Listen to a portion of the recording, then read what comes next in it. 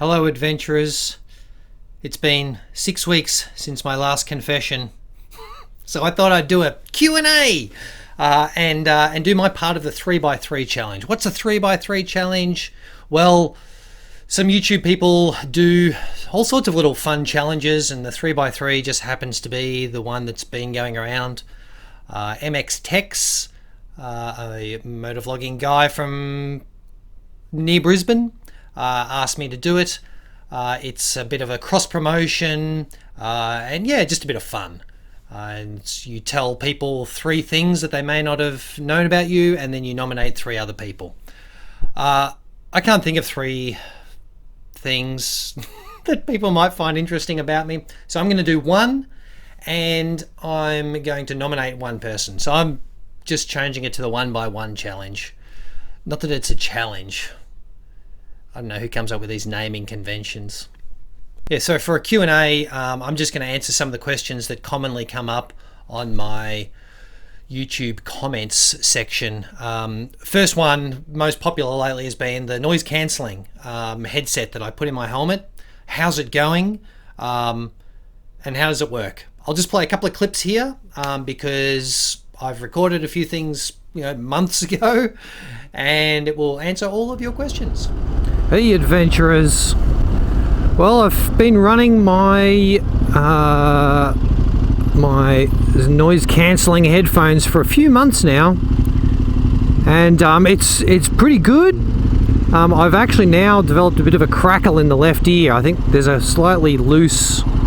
What are you doing? There's a loose wire there, and I'm getting this crackle, so I'm gonna rip it out and play with it. But in general, I think it really works. Certainly as a concept, it works pretty well.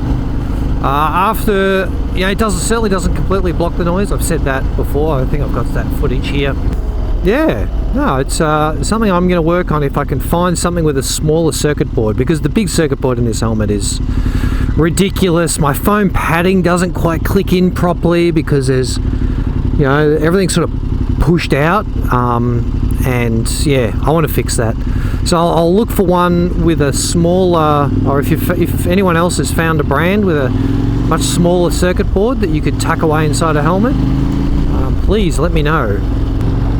The other thing is, for some reason now, when I take phone calls, not that this is a priority, but when I take phone calls, the other person gets a really bad echo. I have no problem whatsoever, but the other person has an echo.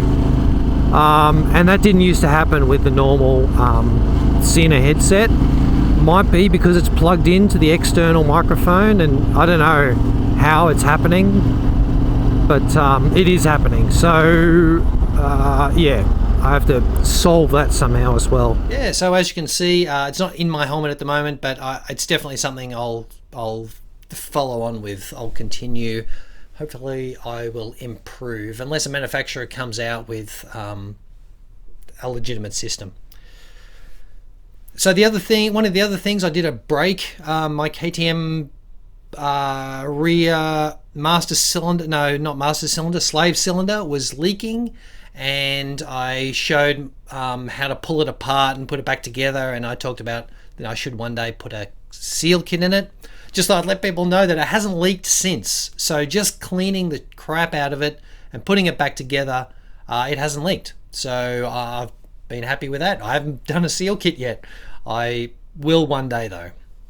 As far as contacting me, don't use Facebook. Lots of people try and contact me with Facebook. I usually take a while to get back to them because I don't get notifications. I've got some app thing on my phone, but I just do not comprehend how the Facebook feeds and labels and things work. I don't know whether you had to be in it from the beginning, but I'm telling you, if you're a late starter, it's the worst system of all social medias. It's terrible. It's really difficult to use. So don't contact me through Facebook. Send me an instant message through Instagram, or just send me an email. That's by far the easiest. The email is vlogonwheels@gmail.com. yeah, that's the best way to get a response. Legitimate questions only, please. No spam and crap. I don't want to have to delete it and make a new email down the track. So one of the other popular things, yes, I would love the 790. I think the new KTM 790 Adventure, I think it's really looking like the bee's knees. I've only heard good things about it from anyone that's actually ridden one, or of course all the reviews are positive. Everyone seems to really love it. So yes, I definitely would like one. I definitely am going to test ride one when they are on the shelves and there's a spare one that is actually a test bike. But they're crazy expensive, and I won't be buying one anytime too soon. They're just out of my price range. So what have I been doing the last 6 weeks? Well, I mean, I've been doing quite a few hikes, and with various friends, and I've been making videos about them, but I'm not publishing anything because it's the places where we've been hiking are potentially you're not really allowed to go there. Yeah. Anyway, damn. Hang on. Let me show you something. So we've been doing these hikes into these old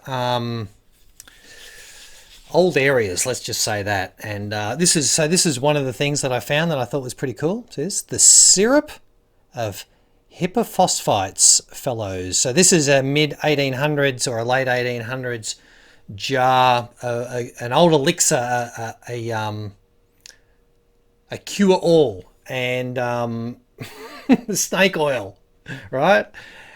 It used to contain 1% strychnine, which is like, this deadly poison, what we use to kill rats and mice these days. So yeah, pretty cool to find that old jar, completely intact, had a screw top. It's it cleaned up well. I really liked it. So a few things like that is what we've been finding. But no, my 1190, I've not swapped the motor yet. So yes, the valves were tight or out of spec, but it's still running completely fine at the moment.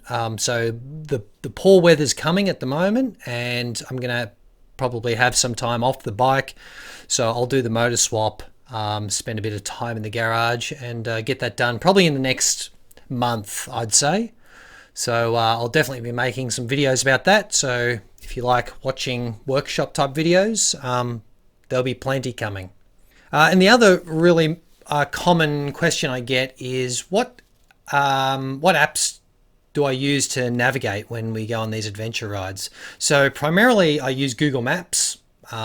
Most of the time whenever you're in reception, that's absolutely fine.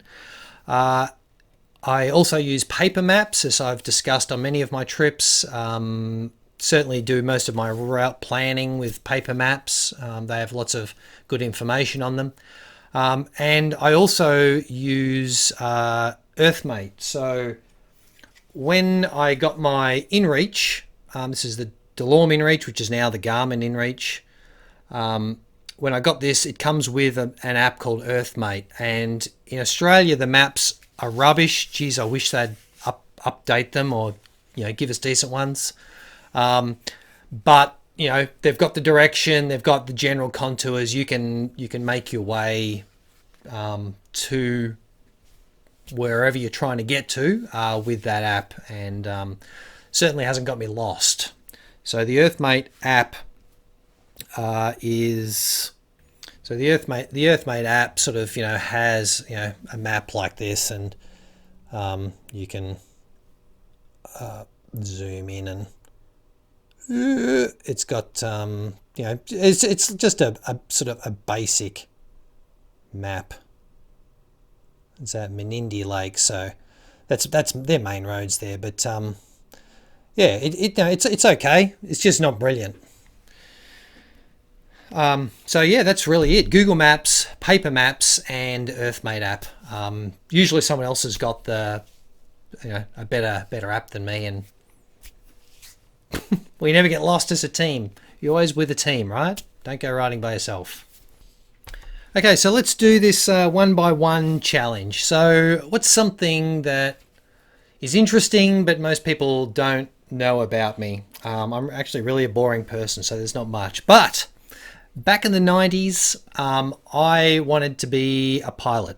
And so I went and got my pilot's license. I've got about 70 hours, just over 70 hours of flight time. I've got my GFPT. I've had, when I say I've got, it's well and truly expired now, but yeah, I've still got them. An aerobatics endorsement, tail dragger, constant speed propeller. I've got, I've dragged my logbook out of the cupboard to prove it. So I'm not just crapping you. So you can see here, there's my endorsements, fixed pitch, fixed undercarriage, nose wheel, whatever that says, constant speed, variable pitch, tail wheel, undercarriage. So they're my endorsements. And then, yeah, so, you know, a whole series of all my entries in there. So they're nearly all in the B-77, which is a little training plane, 2-seater. You get the, instructor in one seat and you in the other. So they're B-77. There's an ATC 710. I don't even know what sort of plane that was. I can't remember. The one flight in that. And it goes on to the C-172, where we start doing some cross-country flying. The CA-25N Gazelle. I did a bit of flying in that because it was really cheap to fly. It's like a smaller general aviation plane as you can get before you end up in the ultralight category. You can fly it with the doors up. It was a cool plane. And then went on to the 8K CAB. So that's the super decathlon. I think it was a super decathlon.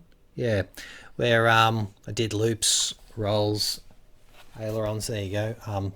To prove it.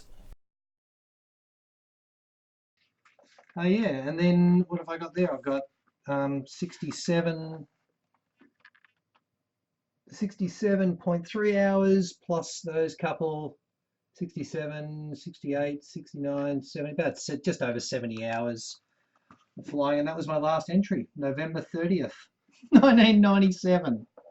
So, yes, I haven't flown for a while. Certainly well and truly not current. I think you have to have flown within 90 days. So, yeah, not current, but anyway, I thought that was, some people might have liked to know that I was interested in aeroplanes. I was really interested in back then, and then I just sort of needed money and wanted to get a job, and went back to uni, and yeah, life changes. So yeah, for the other one on the 1x1 challenge, I'd like to nominate Motor Riley from Awesome Players. I'd like to know something additional about him. We see him riding, we hear him talking, we see some of the activities that he does, usually 2, 3, 4 years behind schedule, but yeah, we really enjoy them, and I wouldn't mind knowing some more facts about Riley. So yeah, thanks for watching. That's about all I've got. I've got a couple of another little workshop video I'll put up. If this goes up Tuesday, it'll probably go up Thursday, something like that, soon. And yeah, I might have some riding stuff soon. I don't know. We'll see. See you later.